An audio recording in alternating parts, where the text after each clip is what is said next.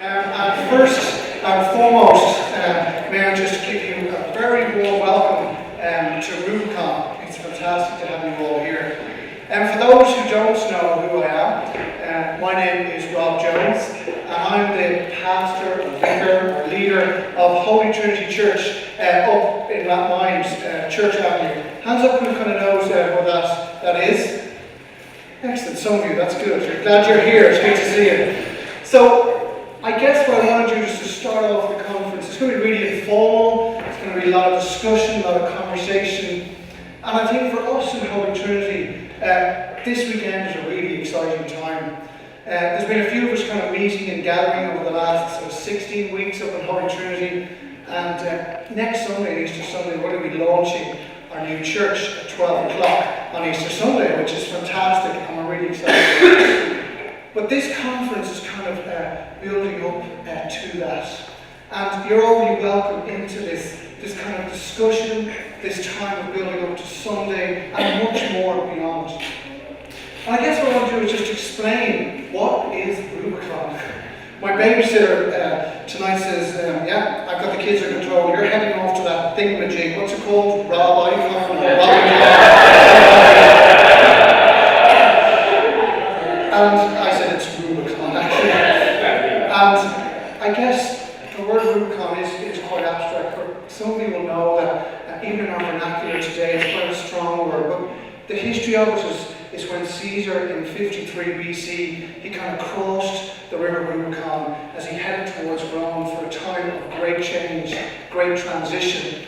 And it was a defining moment for Roman civilization. So in our vernacular, the word Rubicon, and you may have heard Pat Kenny talk even a few weeks ago on his show Frontline about Ireland as a great defining moment. It's a Rubicon moment.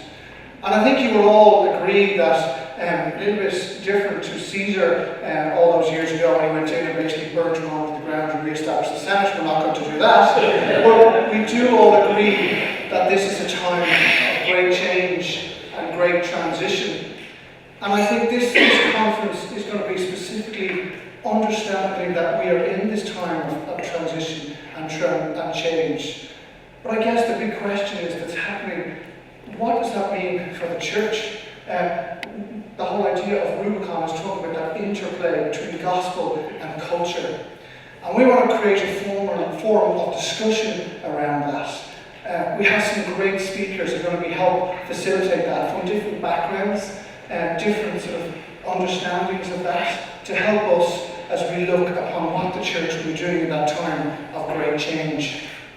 So it's a conversation, and that's why we have the tables laid out like this. We have facilitators at each table to help that conversation, because we do want to dialogue, and we do want to discuss, and we do want to learn that process.